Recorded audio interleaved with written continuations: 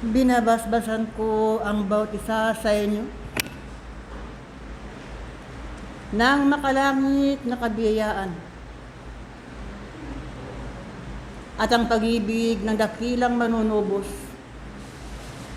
na ba'y managana sa inyong mga pilipisan mula ngayon at magpakailanpaman. Aking mga iniibig na mga kapatid, mapalad ang mga matang nakakakita at ang tengang nakakarinig. Ito ang aking unang banggit sa aking mga iniibig na mga kapatid, sapagkat sino ang natuto sa inyo? Sino ang nakikinig ng buong puso sa mga kabatlayaan o aking mga iniibig na mga kapatid? At ang mga salitang ito'y ipinapakita sa pamamagitan ng paggawa. Kung kaya't nga o aking mga iniibig na mga kapatid, mahalaga ang isang mag-aaral na ang karunungang taglay niya sa kanyang kakuan ay natuto siya sapagkat dito sinusukat ang aralin ng buhay ninyo na natutunan at isinasagawa sa harapan ng dakilang Panginoon. Aking mga iniibig na mga kapatid, maraming halimbawa ang ipinakita sa inyo ng kaitaasan. Maraming tanda na ang nadama ng inyong mga puso.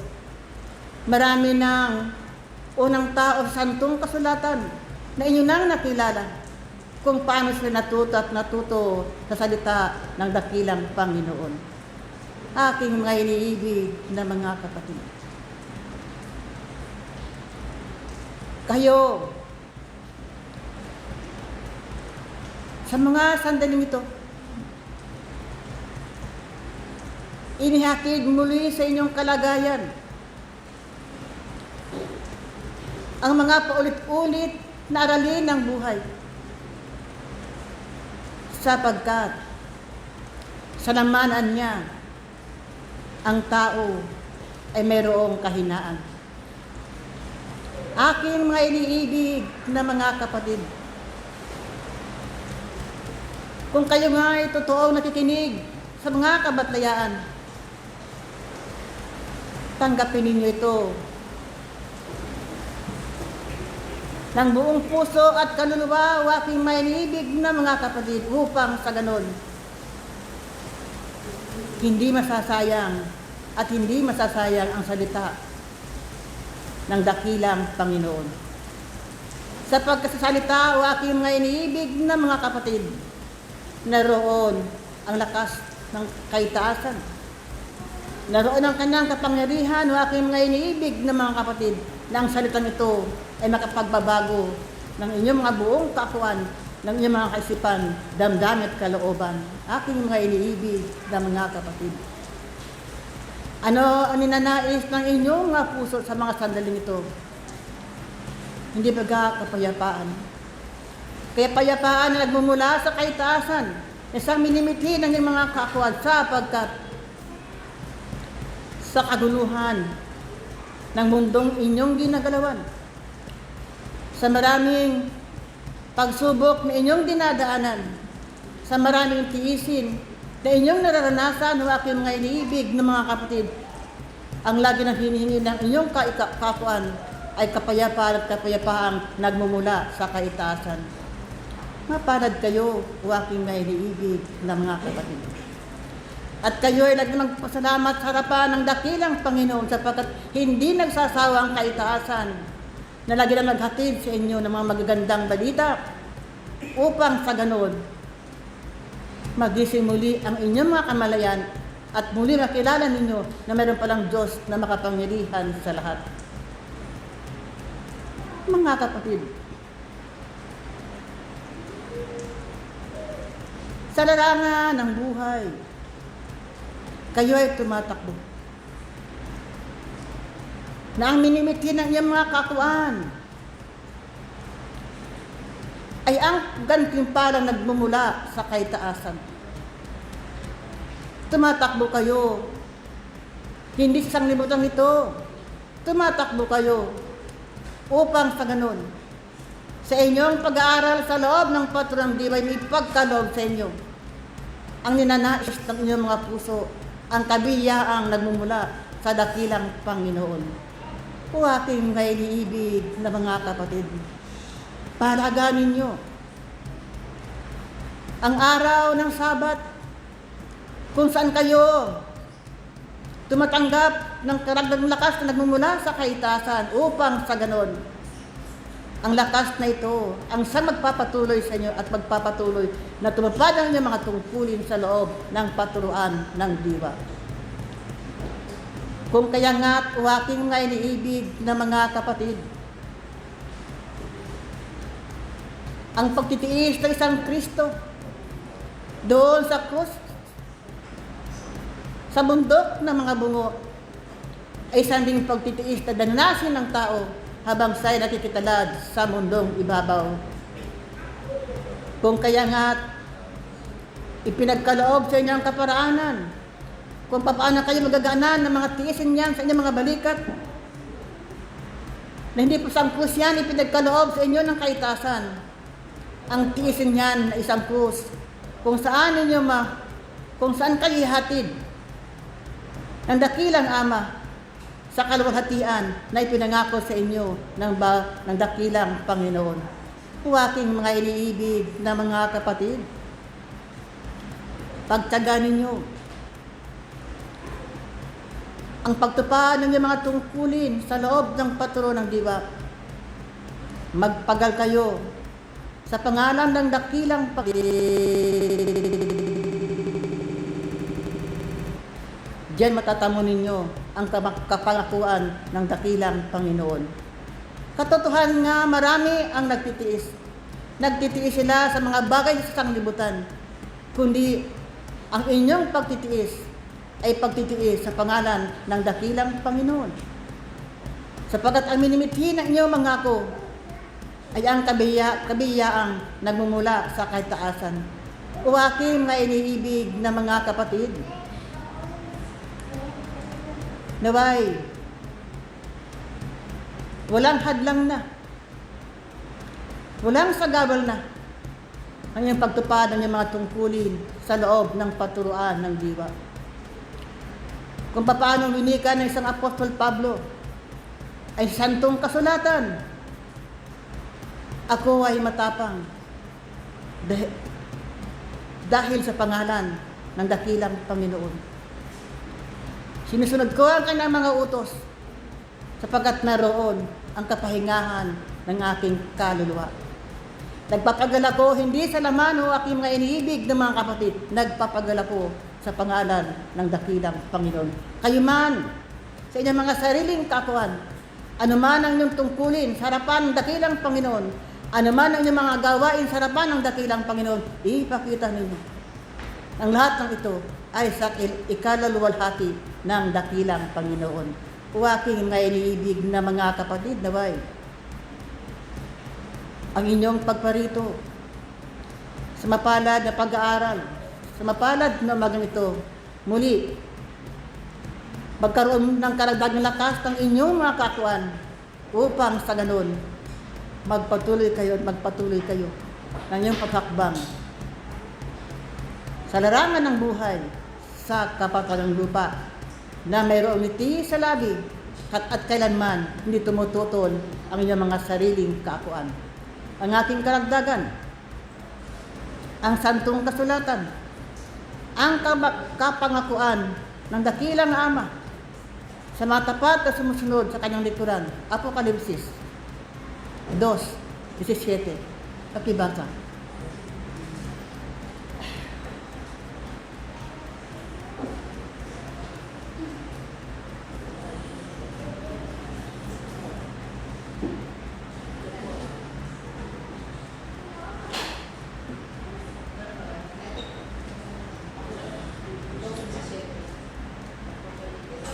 Apokalipsis, Kapitulo 2, 17. Pakibasa. Ang may pakinig ay may nakinig sa sinasabi ng Espiritu sa mga iglesia. Ang may pakinig ay makinig sa sinasabi ng Espiritu sa mga iglesia. Ang matagumpay ay bibigyan ko ng manang natatago at siya'y bibigyan ko ng isang bato puti. At sa bato ay may nakasulat na isang bagong pangalan na walang makakaalam kung di ang tumatanggap. At Punto. Kaya nga, o aking may liibig na mga kapatid, ang sinuman ang magtatagumpay ay bibigyan ng gantimpala na walang nakakaalam kundi ang dakilang Panginoon at ang tumatanggap. O aking may liibig na mga kapatid, magpatuloy lang kayo inyong pagtupad ng inyong mga tungkulin sa loob ng patro ng diwa upang sa ganun, ang mithiin ng inyong mga tunay na kakuan ay matamo ang tinatawag na katagumpayan. Muli, ang pag-ibig ng dakilang manunubos ang sakong iniiwan sa bawat isa sa inyo upang sa ganun, higit kayo makapaglingkod sa inyong mga kapwa, sa inyong kapaligiran, lalo't higit na sa inyong bansa at sa buong sandaigdigan. Mula ngayon pagpakailanpaman, paalam ang inyong kapatid sa Espiritu, Pablo, Apostol. Paalam. Liwanag, pag-ibig, at kapayapaan ang maghari sa lahat at bawat isa ngayon at magpakailanman. Mga iniibig na kapatid, tunay nga ang araw na tinatawag na Sabat ay isang malaking bagay sa katauhan ng tao, sa kanyang kalagayan, na kung saan ang isang pananampalataya ay doon na isasagawa, kung saan nga sa karamihan ng tao sa panahong ito ay nagwiwika, "Ako ay nananalangin. Hindi ko na kailangan pang magtungo sa bahay dalanginan, sapagkat ako naman ay nakikipag-ugnayan sa kaitaasan." Aking mga minamahal na mga kapatid, tunay nga na ang bawat panalangin ay pinakikinggan ng kaitaasan. Ngunit, ang isang panahon, ang pag-uukol ng inyong mga katawang laman, lalong-lalo na ang inyong mga espiritu, sa ganitong mga sandali na kung saan ang biyaya ng karunungan ay ibinababa ng kaitaasan at ang mga lukbutan ay nakahanda, ay malalagyan nga at mapupuno. At kung ito ay mapuno, ito ay inyong madadala kahit saan kayo tumungo. At inyong mapakikinabangan ang bawat karunungan na mayroon kayo. Ang isang tao nga na hindi nagkakaroon ng panahon na bigyan ng kanyang sarili na ipahinga, at katulad nga ang isang daang tupa na kung saan ay nawala, di bagat yun ang hahanapin.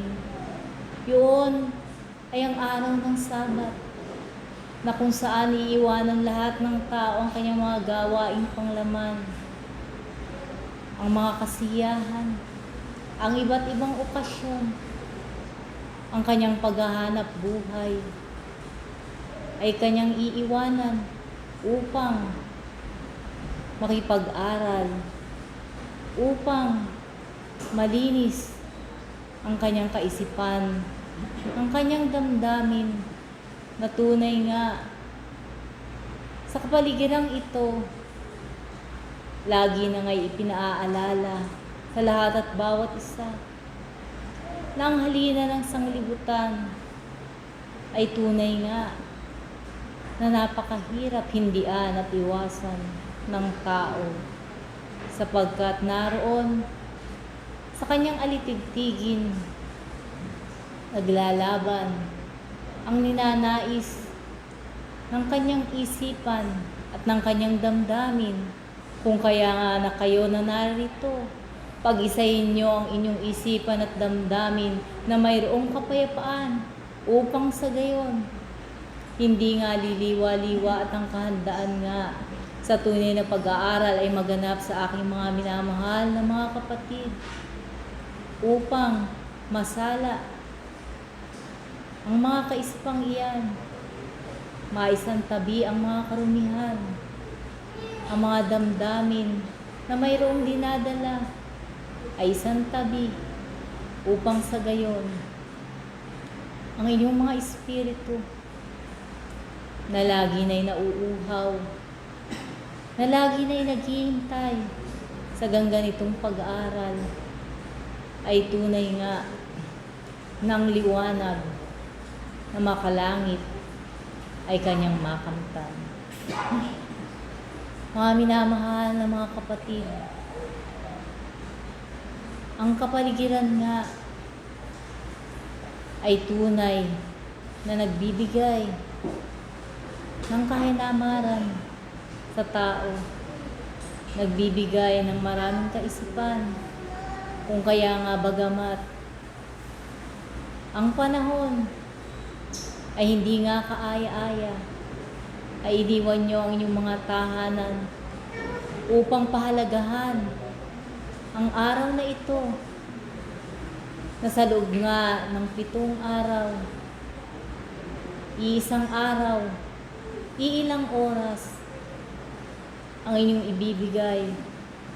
Ngunit ang biyaya naman na matatanggap ng inyong mga espiritu, ng inyong mga katawang laman ay higit nga sa libu-libong araw ng biyaya ng kaitaasan.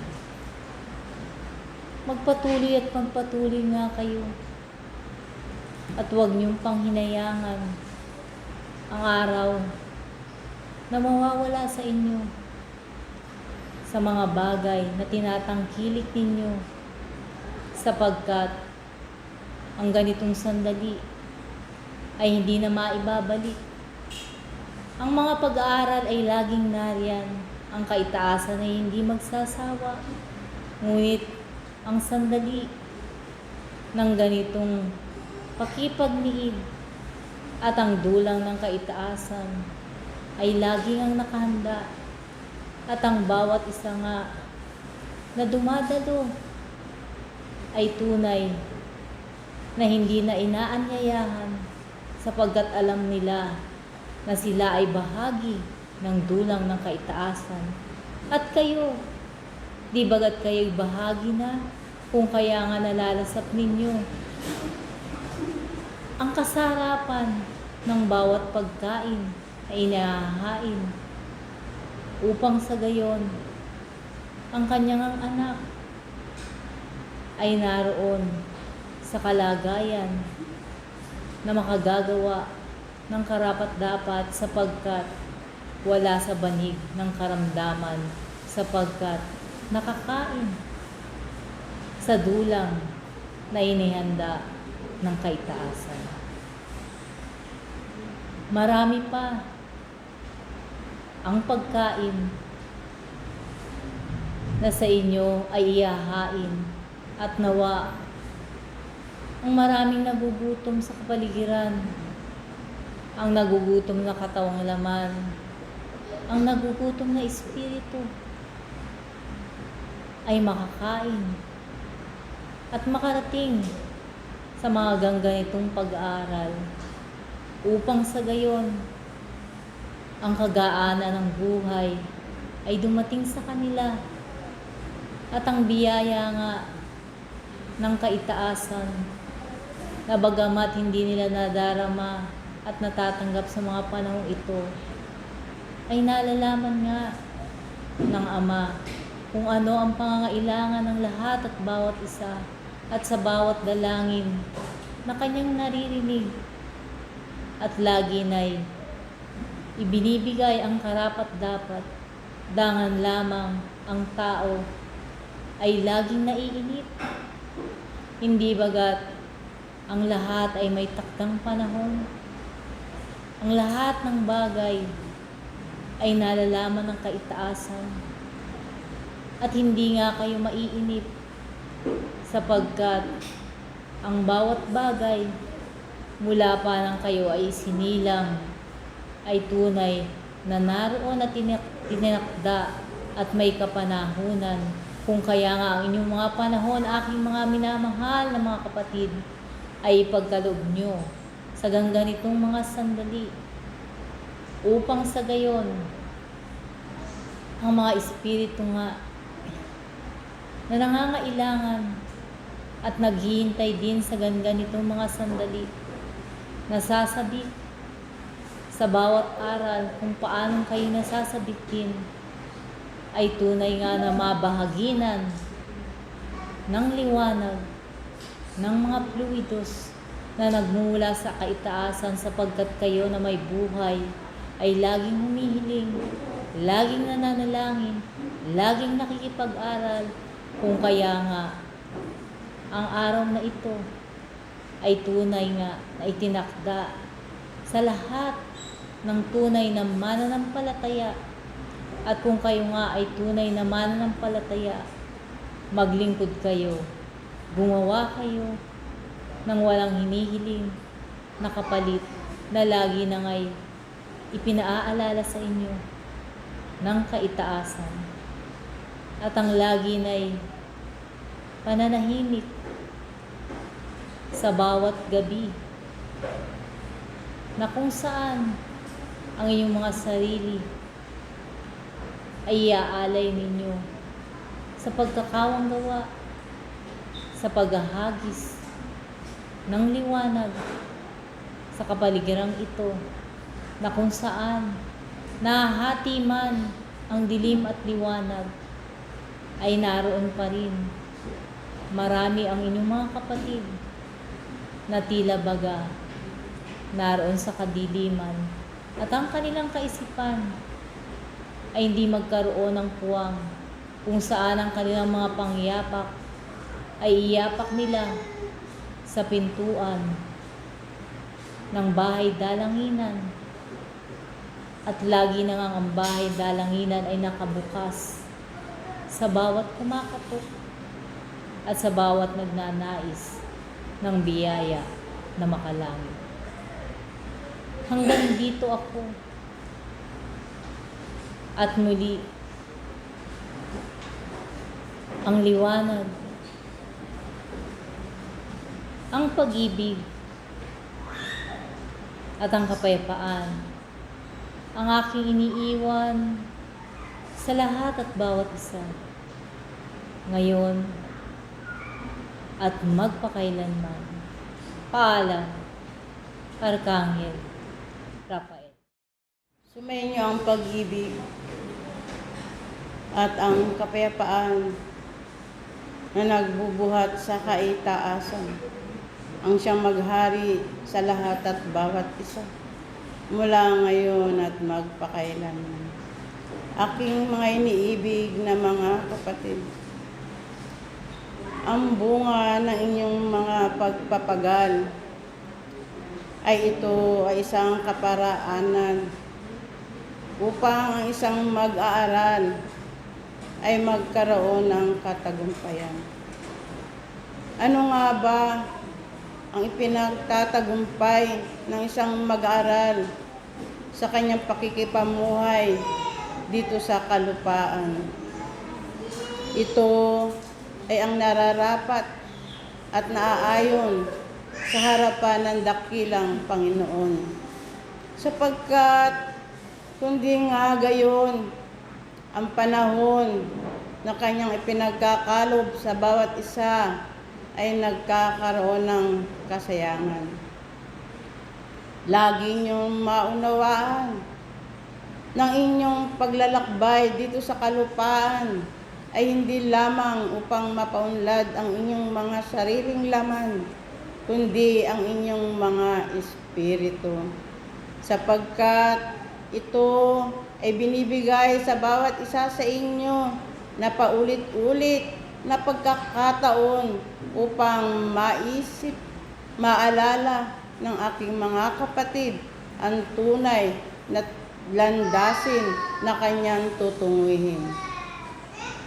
Mga minamahal na mga kapatid, ang mga pag-aaral na sa inyo ay pinagkakaloob ay nalalaman ng kaitaasan na malaon na nga ninyo itong nauunawaan.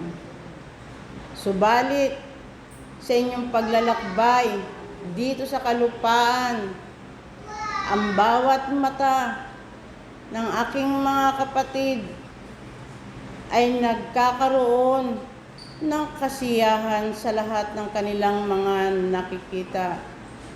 Nalilimutan ng aking mga kapatid ang tunay niyang tungkulin sa kanyang pagkakaroon ng pakikipamuhay dito sa kalupaan.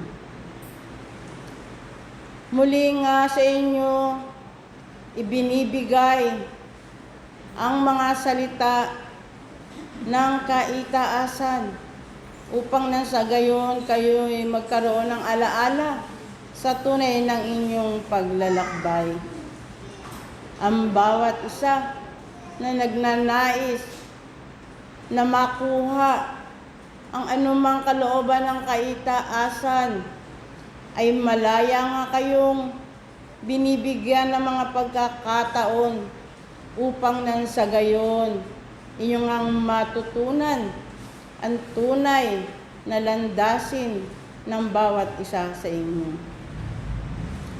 Ang inyong pagkakaroon ng pagdadalawang isip sa paggawa ng kabutihan ay ito nga ay isang paraan na kayo nga ay hindi pa napupunta sa kung anuman ang inyong tungkulin na nararapat na gawin.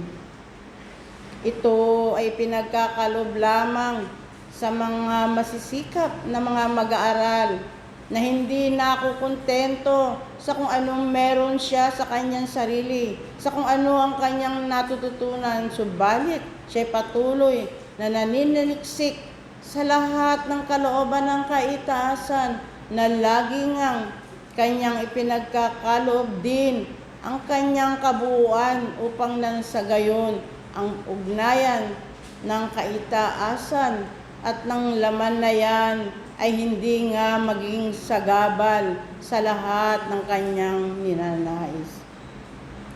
Mga iniibig na mga kapatid, ano pat ang bawat isa ay mayroon na ang kanya-kanyang mga hinaing sa buhay.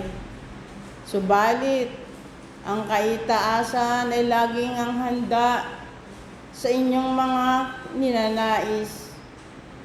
Nabibilang sa inyong mga daliri ang inyong naisin. Ang hinahangad nga ng kaitaasan ay inyong mabalikan ang inyong dating pag-ibig na kung saan ang lahat ng inyong mga nakikita dito sa kalupaan ay isa lamang pansamantala at mayroong katapusan. Kaya nga, ang inyong mga pag-aaral ay pinagpapatuloy upang nang sa gayon kayo ay matuto, makuha nyo ng tunay na buo ang naisin ng kaitaasan upang nang sa gayon ang inyong pagiging buhay dito sa kalupaan ay magkaroon ng kabuluhan sa bawat isa sa inyo. Pagyamanin ng aking mga kapatid ang naaayon sa kalooban ng kaitaasan, sapagkat ito nga ay nararapat sa bawat isa sa inyo. Ito ay inyong madadala sa lahat ng panahon at pagkakataon, at ang bawat isa ay magkakaroon ng kanyang pagpipino sa kanyang sarili, at unti-unti nga kayong magiging isang mag-aaral at kamanggagawa ng dakilang Panginoon. Ang bawat tungkulin ay inyong gampanin sapagkat isa ito sa kaparaanan upang nang sa gayon ang inyong mga pakiramdam, mga senses sa inyong mga sarili ay ito ay mabuhay at upang nang sa gayon kayo nga ay maging isang buhay na patotoo na kung saan ang inyong mga pakikipag-aral ay naaayon sa harapan ng dakilang Panginoon. Muli, pinagkakaloob ng kaitaasan ang kanyang kapayapaan at ang kanyang pag-ibig ang siyang maghari sa lahat at bawat isa mula ngayon at magpakailanman. Paalam ang sa inyo'y nakipag-isa sa araw na ito. Juan, Apostol, paalam. Pag-ibig, kapayapaan, gayon din ang isang liwanag na nanggagaling sa kaitaasan ang siyang ibinabahagi sa lahat at bawat isa mula ngayon at magpakailanman. Sa aking mga iniibig, narito ibinabahagi sa lahat at bawat isa ang panibagong liwanag. Kaakibat nito ang pag-ibig, ang kapayapaan ng dakilang Ama sa pangalan ng dakilang Panginoong Jesucristo. Ito ay ipinaghahaloob sa lahat at bawat isang naririto at ipinagpapatuloy ang kanilang mga tungkulin sa harapan ng dakilang Ama. At ito ay ibinabahagi ng kaitaasan sa bawat mag-aaral na nagsusumikap na tumupad sa kanilang mga tungkulin at gumanap ng naaayon sa kalooban ng dakilang Panginoon Jesus. Ito ang pangako ng kaitaasan sa lahat at bawat isa na kayo ay susuguan ng mga banal na batlaya at espiritu upang sa inyo ay magbigay ng mga mabubuting balita, magbigay ng makakahanin sa inyong mga kaluluwa at espiritu, at higit sa lahat, ipaghaloob ang mga salita at katotohanan ibinabahagi sa lahat at bawat isa.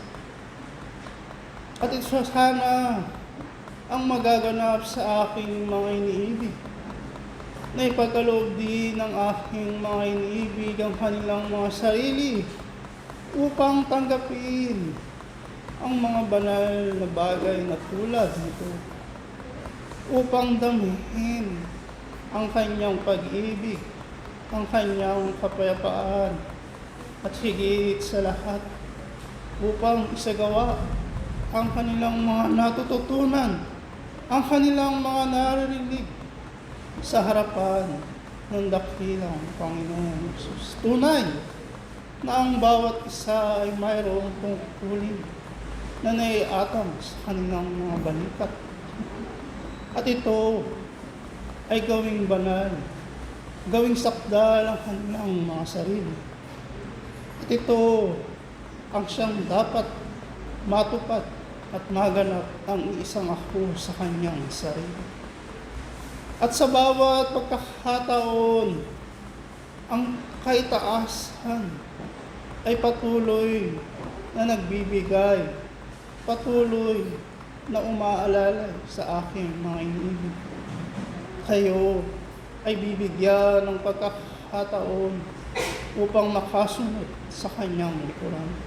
upang ang bawat lupa na kanyang iniligay sa bukiril ay makasunod at hindi mangaligaw at makapunta sa sinapupunan ng dakilang Ama. At paano nga ba ito mangyayari?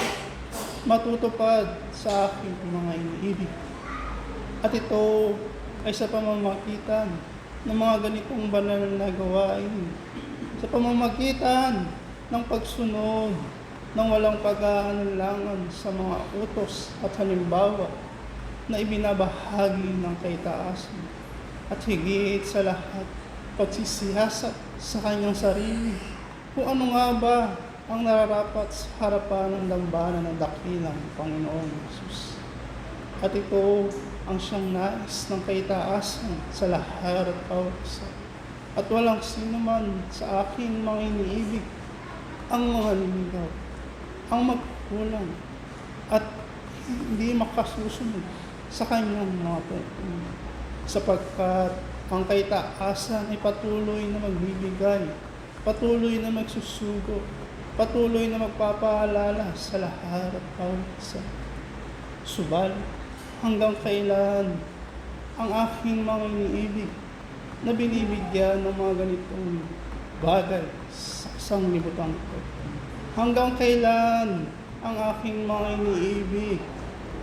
Hanggang saan ang aking mga iniibig na gumawa sa kanyang pagtunay, na gumawa sa harapan ng dakilang Panginoon? Ito ay nakasalalay sa bawat isa, na ang bawat isa sa aking mga iniibig ay dapat magkaroon ng tinatawag na pagsisiyasat sa kanilang mga sarili. Oo, nariyan ang kaitaasan upang tumulong sa aking mga iniibig. Subalit, nasaan ang inyong mga gawa upang kayo ay bigyan ng mga kabiyayaan?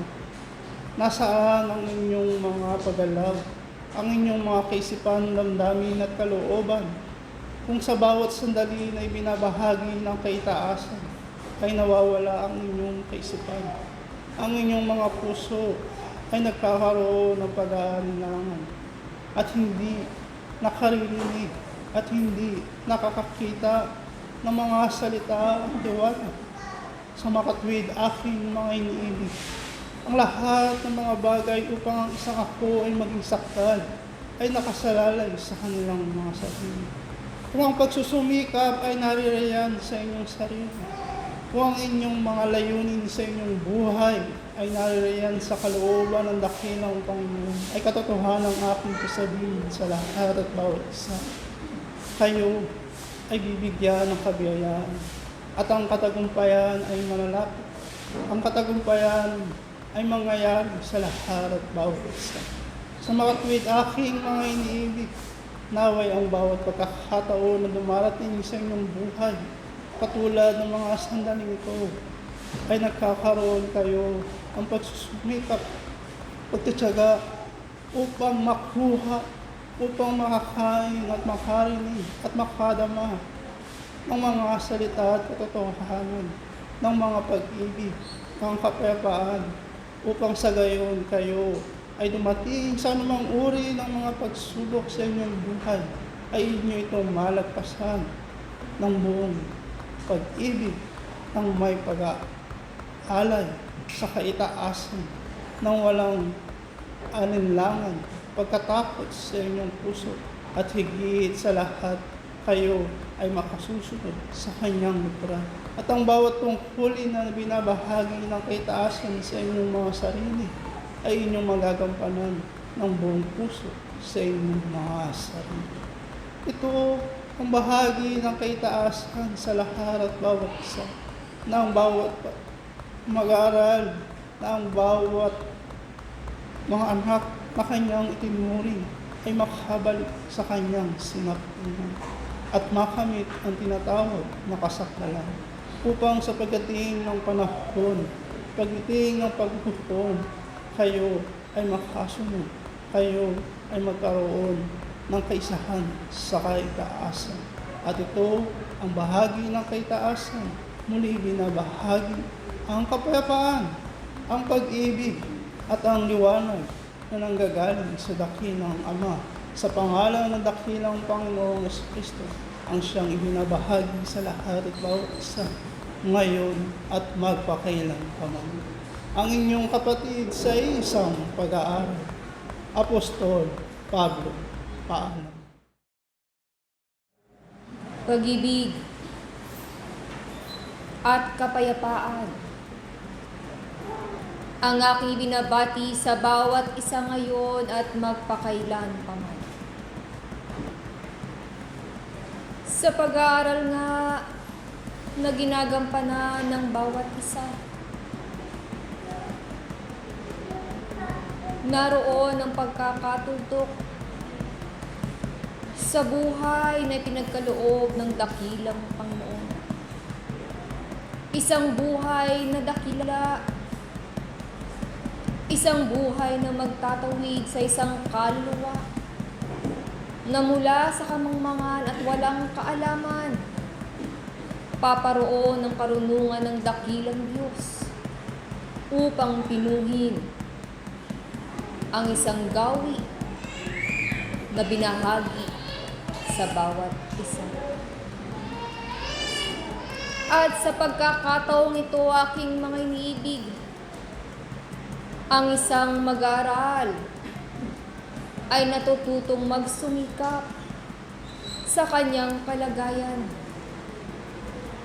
upang alalahanin ng bawat salita ng dakilang Panginoon na ito'y maititik sa kanyang kabuuan, maalala ng kanyang espiritu sa bawat pagkakataon upang huwag mawalay ang isang mithiin na ang dakilang Panginoon ang kinakailangang maging mauna sa lahat ng bahagi na ginagalawan ng isang kaluluwa. Sapagkat tunay na kayo'y nag-iimpok ng bahagi sa lahat ng pagkakataon at naway sa inyong pag-iimpok ay iisa lamang ang pumuno sa inyong kabuuan, at ito ang alaala ng dakilang Panginoon. Sa anumang panahon, sa anumang pagkakataon, ito ang manatili sa inyong mga kalagayan upang hindi magsipagsayang ang pagkakataon ng inyong pagkabuhay sa sanglibutang ito, na ang dakilang Ama sa tuwi-tuwi na ang maging bitbitin ng inyong mga puso sa bawat paglalakbay na ginagampanan ng inyong mga sarili, sa inyong mga diwa, sa inyong mga damdamin. At ang kalagayang ito ang siya ring puputol sa anumang aligat tatain ng isang kaluluwa na bagamang nakayapak sa lupa, naroon ang kanyang espiritu na darama ang kaluwalhatian ng dakilang Panginoon. Sa anumang lakbayin ay pupunuin ng bawat isa ng kanyang kaluwalhatian, ng kanyang salita, ng kanyang mga patotoo. At sa pagkakataon na kayo'y gumagawa, aking mga iniibig, walang hindi makikita sa inyong kabuuan kung hindi kayo ay mga buhay na ebanghelyo ng Diyos na gumagalaw ng karapat-dapat sa Kanyang harapan. Kaya't ito ang inyong alalahanin, aking mga inibig. Bagaman maraming inihahain sa inyo ang sanglibutang ito, magpakatalino kayong pumili ng karapat-dapat sa harapan ng dakilang Diyos. Nang inyong mga mata ay hindi sa kumikinang, kung hindi doon sa nakapagbibigay ng liwanag, na kung ito ay inyong susuriin, ay magdadala sa inyo sa tamang landas, na hindi kayo maliligaw kung hindi ang yapak ng isang Jesus ay malinaw ninyong makikita, malinaw ninyong masusunod, malinaw ninyong patutunguhan, upang ang pagkakataon ng inyong mga espiritu ay makapaglingkod sa harapan ng dakilang Panginoon. Wala kayong aalalahanin, wala kayong bitbitin, sapagkat ang inyong mga sarili ay buo na nag-aalay ng Kanyang kaluwalhatian sa harapan ng dakilang Ama. At bago ako magpaalam, ay buksan sa sulat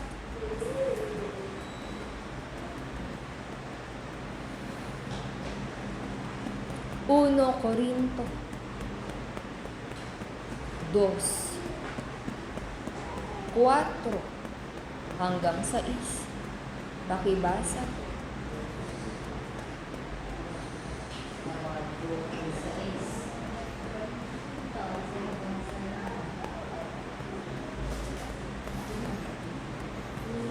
Uno Corinto 2:4. Sabi dito, sapagkat sa malaking kabigatian at hapis ng puso ay sinulatan ko kayo na may maraming luha, hindi upang kayo'y palubayin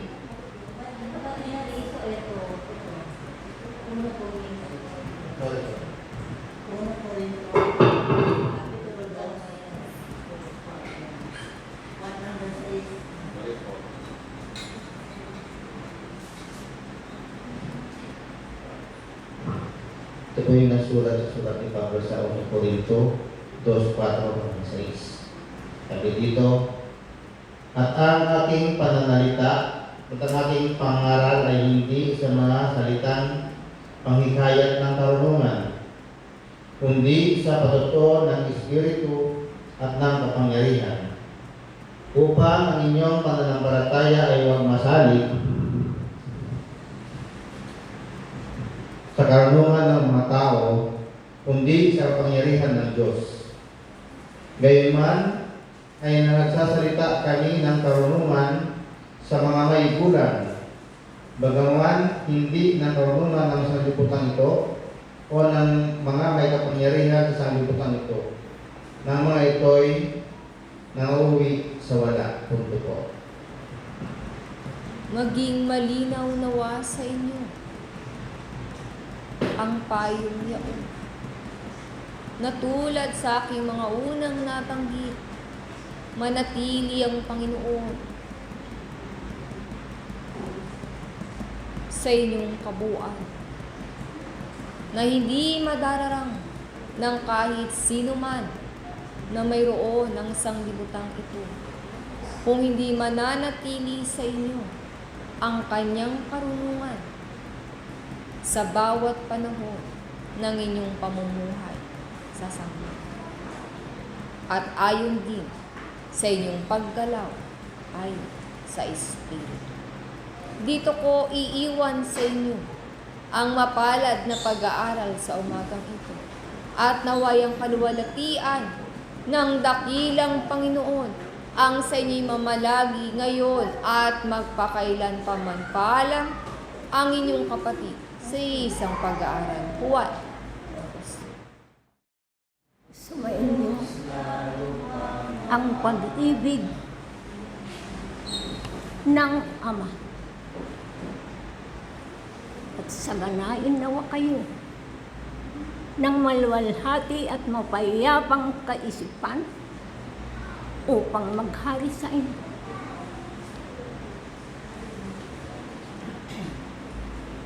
Ang masagkanang umaga ngayon at magpakailanman.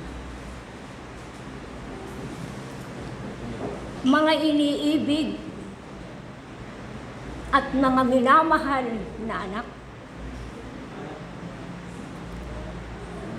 kayo'y nagkakaroon ng kaliwanagan sa inyong kaisipan, puso't damdamin at kalooban na sa oras na ito'y panatag ang bawat isa sapagkat kayo'y nagkakaisa. Minamalas ang kabutihan at kalwalhatian ng Panginoon na nagmumula sa kaitaas. At kayo'y naririto upang tanggapin ang biyaya ng Diyos na nagmumula sa Ama, na ang biyayang iya'y nagbibigay sa inyo ng kalakasan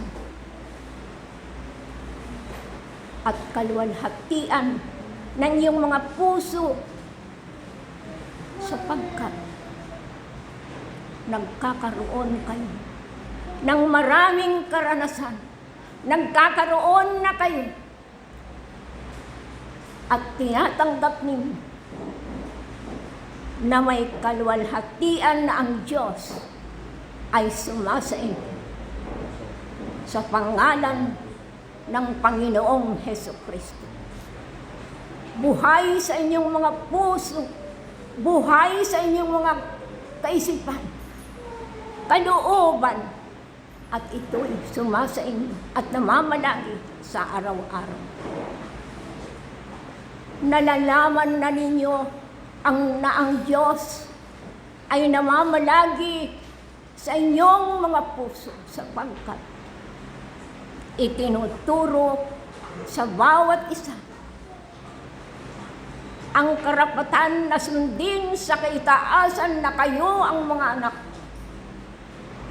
na mayroon ng kaalaman at ibinibigay sa lahat ng may kaalaman na kayong mga anak ay inyong niluluwalhati na ang pangalan ng Diyos Ama, Anak at ang Espiritu Santo maliwanag na itinuturo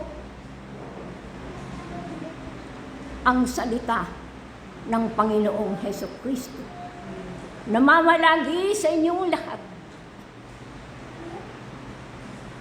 ang kabutihan, katotohanan upang ituro sa lahat ng mga anak, mga nilalang na naghahanap at naghahangad ng maraming karunungan upang ipamasid, ipadama na ang karunungan ng Diyos ay totoo at buhay sa inyong mga puso, damdamin at kalooban. Naririto kayong mga anak, maliwanag. Unang araw ng September na ang kahulugan ay naghahangad na ng marami upang ipagkaloob ang mga biyaya na nagmumula sa Ama, na ang biyayang ito ay tunay at katotohanan na ipagkakaloob sa inyo kung kayo na nga ang tunay na espiritistang sumusunod sa kanyang mga kalooban. Kayo'y mga anak na naririto. Ihanda ninyo ang inyong mga sarili sa araw-araw upang tanggapin ng Diyos sa inyong mga puso, isip, damdamin at kalooban, sapagkat minamasdan ng bawat isa kung paano gamitin at tanggapin na ang Panginoon ay sumasa inyo. Maliwanag na ang salita ng Ama. Tuklasin sa Juan 15, Kapitulo 15, versikulo 13 hanggang 14. Pakibasa.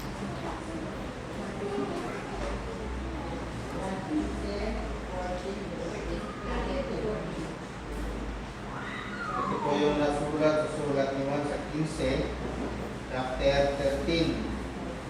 Ay, chapter 15. 13 to 14. Sabi po dito, walang may lalong dakilang pag-ibig kaysa rito na ibigay ng isang tao ang kanyang buhay dahil sa kanyang mga kaibigan. Kayo'y aking mga kaibigan kung gawin ninyo ang mga bagay na aking iniutos sa inyo. Maliwanag, mga minamahal kong mga. Damhin ninyo ang mabuti at isilid sa inyong mga puso kung ito na nga ang tinuturo ng Panginoong Hesukristo. Manapay, huwag ninyong kalilimutan na manatili sa inyo na ang kalooban ng Ama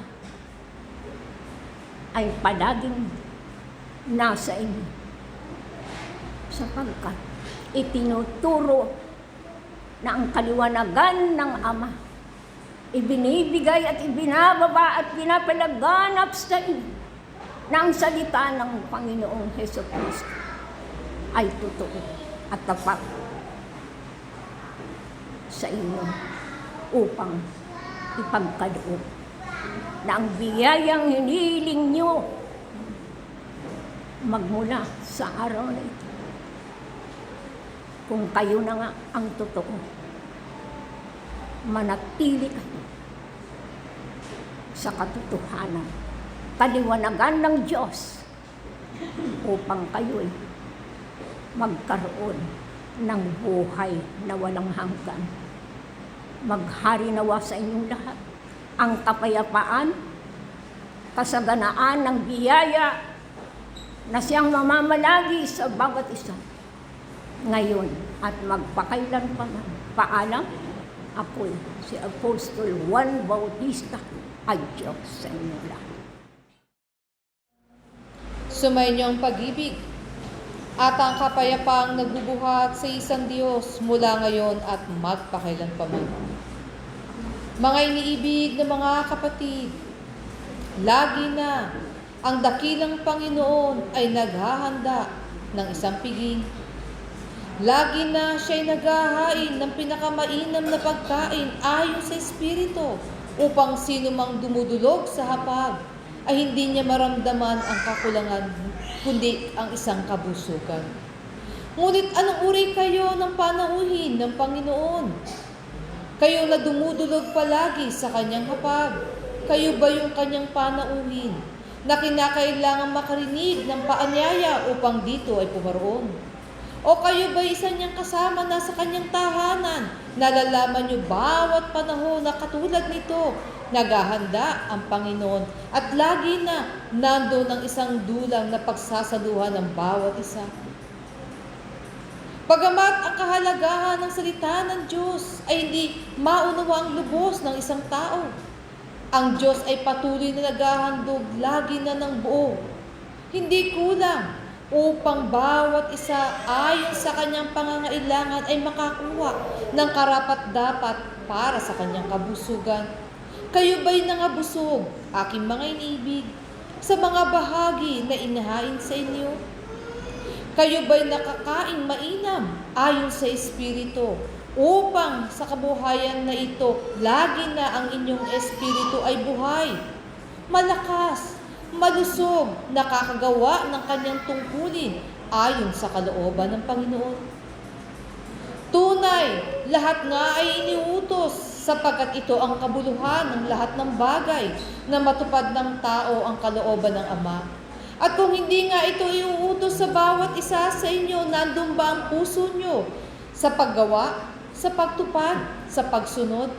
Sapagkat kung lagi nahihintayin ang kalooban ng tao na ito ay gawin, kadalasan hindi pinipili ng bawat isa ang para sa Panginoon o ayon sa kanyang espiritu, ngunit lagi na ninanasa ng tao na mapunuan ang bawat pangangailangan ayon sa kanyang laman. Ang kabuuan nga ng bawat isa ay tunay na mainam na hain kung inyong mauunawaan. Bagamat itindig ang mga utos bilang isang palatuntunan na dapat niyong maisagawa at matupad, lagi pa rin sa bawat isa nakakatanggap ng utos na yan na mabuksan ang kanyang kamalayan upang dumating ang pagkakataon sa kanyang sarili na maibigay niya ang kanyang buhay na kusang loob para sa Ama. Sapagkat sino nga ba ang tatawagin yung tunay niyong kaibigan, aking mga iniibig? Tinatawag niyo bang kaibigan ang bawat isa na nasa luklukan na yan? Tinatawag niyo bang kaibigan ang bawat isa na dati niyo nang nakasama, ngayon ay wala na? Sino nga ba ang tunay na kaibigan na sa inyo ipinakikilala? Ang unang kaibigan na sa inyo ipinakikilala ay walang iba kundi ang dakilang guro. Isang uri ng pagsasalarawan na ginawang halimbawa at ginagawang halimbawa sa harap at bawat isa. Na anong uri siya ng kaibigan, aking mga iniibig na mga kapatid? Siya ang isang uri ng kaibigan nagbigay ng kanyang buhay upang ang bawat isa ay makatagpo at makasaksi ng kaligtasan. Ano ang ililigtas ng bawat isa sa inyo? Anong nauunawaan niyo sa kaligtasan? Kayo ba'y hindi ligtas sa gitna ng inyong kalagayan? Kayo ba'y nasa gitna ng isang kapahamakan at naghahanap na sa inyo ay magtatanggol? Anong uri ng kaligtasan ang ipinakilala ng dakilang guro? Sapagkat naunawaan ng bawat isa, ang kaligtasang ipinakilala ay ayon sa Espiritu, na ang tao ay makalag sa diwa ng kamangmangan na ipinakilala sa kanya ng sanglibutan, na siya'y makontento sa mga bagay na kanyang tinatangkilik at masiyahan na lamang sa buhay na ito na hindi inaalinana ang kalagayan ng kanyang isang espiritu.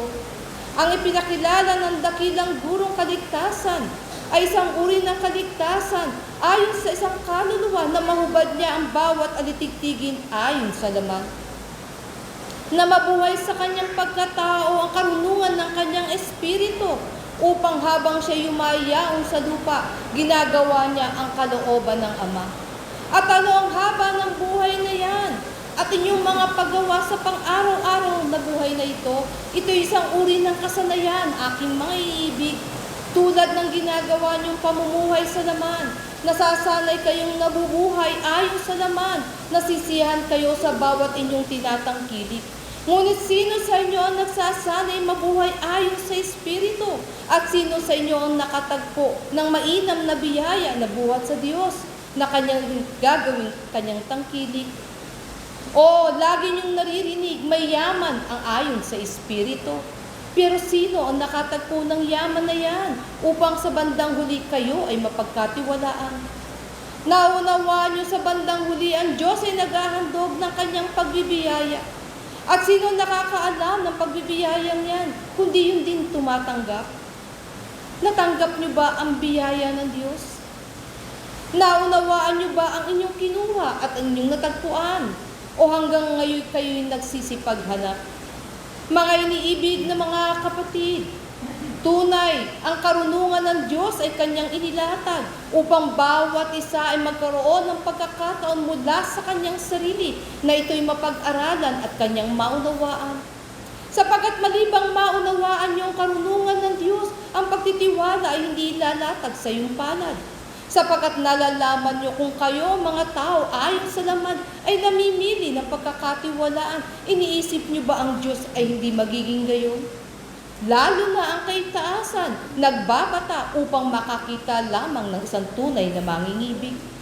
Gaano karami ang nagsasabi sa kanyang puso na siya'y umiibig sa Diyos, mangangahulugan ba siya'y isang tunay na mananampalataya? Ang katotohanan ng isang tunay na mananampalataya ay aayon sa katapatan, ayon sa kabusilakan ng isang puso, na kalinisan ng kanyang pagkatao'y masisilayan sa yaman ng kanyang pagkatao, na ang liwanag ng Diyos o ng kanyang espiritu ay masisilayan, sapagkat ito ang katotohanan, sapagkat naiaangat na niya ang kanyang sarili sa diwa, sa isang kalagayan ayon sa kabanalan. Mga iniibig na mga kapatid, maraming bagay magsasalarawan sa inyo na tila katotohanan, ngunit gisingin ninyo ang inyong mga kamalayan. Sapagkat anumang bagay na inyong natatanaw sa sanglibutan, maaari niyong pakinabangan habang kayo ay may laman. Maging ito man ay material, maging ito man ay karunungan, maging ito may paggalaw ng inyong damdamin at kalooban. Ngunit hanggang saan niyo ito madadala, aking mga iniibig? Kung meron lang isang pag-ibig na itinindig para sa Diyos, ano ang pag-ibig na nasa iyong puso? Ito ba'y nasa Panginoon? Kaya nga ang larawan ng isang tunay na kaibigan na ipinakilala upang maunawaan nyo bilang isang tunay na kaibigan, ang pangunahing pagsunod sa salita ng Diyos ay kinakailangan upang mabuhubog kayo sa isang tunay na pagkatao ayon sa Espiritu. At anong ginagawa ng isang tunay na kaibigan? Ibinibigay niya ang kanyang buhay alang-alang sa bawat isa. Sapagkat bagamat ang Diyos sa kanyang kalagayan ay nandun sa isang kaantasang tunay na hindi na marurumihan pa, nagpilit siyang magbihis ng ayon sa laman upang maipakilala lamang ang isang katotohanan. Kayo aking mga iniibig, bakit kayo binihisan ng isang laman? Upang ipakilala ba ang isang katotohanan? Upang matuklasan niyo ba ang isang katotohanan? Binigay niyo ba ang inyong sarili sa sanglibutang ito tulad ng ginawa ng dakilang guro upang kayo'y makakita ng kaligtasan? O kayo'y naririto upang matagpuan niyo ang kaligtasan? Alin man kayo sa lahat ng ito, aking mga iniibig, ang hain ng Panginoon ay laging naririyan upang lagi kayong busugin, upang ang anumang bagay na tinatawag niyong agam-agam na nabubuo sa inyong pagkatao ay maparang. Upang ang mga bagay na itinuro sa inyo na sanglibutan na nagbibigay lambong, upang maunawaan ninyo ang mga bagay na mula sa Diyos ay maparang, upang mapalitaw ninyo ang kaangkinan ng inyong mga espiritu. At ano ang kaangkinan ng isang espiritu na yan? Ito ang larawang banal na nagmumula sa Diyos. At kung inyong pagmamasdan ang inyong mga sarili, gano'n na kalaking kabanalan ang inyong naibuhay sa inyong pagkatao, nangangahulugan lamang ganun din kalaki ang inyong pagkakilala sa layunin ng Ama. Sapagkat wala namang hinahangad ang dakilang guro nung kanyang ibinigay ang lahat ng bagay ayon sa katotohanan, kundi ang tao ay maging banal. At tangi ang mga gawang banal lamang ang maghuhubad ng bawat kamangmangan na meron ang bawat isang pagkatao. Kaya nga, bagamat ang mga aral ay paulit-ulit na sa inyo ipinaririnig, bagamat ang salita ng Diyos ay patuloy niyong naririnig mula noon hanggang ngayon, alin ang tumimo sa inyong mga puso? Alin ang tinawag niyong kayamanan? At hanggang saan umabot ang inyong katapatan? Sapagat lahat ng yan ay sinusukatan, aking mga iniibig, kaya nga ang salitang paghuhukom ay lagi niyong naririnig. Hindi makakatakas ang tao sa paghuhukom na yan, sapagat anong sisinuhin sa bawat isa sa inyo kung gaano kalaking kabanalan ang inyong nabuo at kung gaano kalaking mga bahagi ng kabanalan ang inyong naisagawa. Ano pat sa buhay na ito? Sisiyasatin kayong mainam kung anong uri ng kasanayan ang nasa sa inyo na naglalapit sa inyo sa kabanalan at sa Diyos. Mga iniibig na mga kapatid, hindi kayo sisinuhin ayon sa laman. Ito ang katotohanan. Sapagat lahat ng bagay na sa laman ay mauuwi lamang sa sanglibutan. Ngunit sisinuhin kayo ayon sa Espiritu, sapagat ito ang bahagi na hahatulan sa isang pagkatao sapagkat ito rin ang bahagi na nagbabalik sa Diyos. Alalahanin niyong mainam ang inyong kabuuan. Alalahanin niyong mainam ang buhay na yan at ang kanyang kabuluhan upang habang ang hininga na tinatawag na taglay ng bawat isa ay hindi masayang, upang habang din kayo yumayaon sa lupa, paunti-unti aking mga iniibig, nagkakaroon kayo ng mainam na kasanayan na tumutuklas, na tumutupad at gumagawa ayon sa kalooban ng Diyos. Ito lamang ang bahagi ko sa inyo. Muli, ang aking handog ng pag-ibig at ng kapayapay aking ibinibigay sa bawat isa mula ngayon at magpakailanpaman pa na. Ako ang sa inyo ay naghandog at naglingkod sa pangalan ng dakilang Panginoon, Espiritu Santo ng katotohanan, paalam.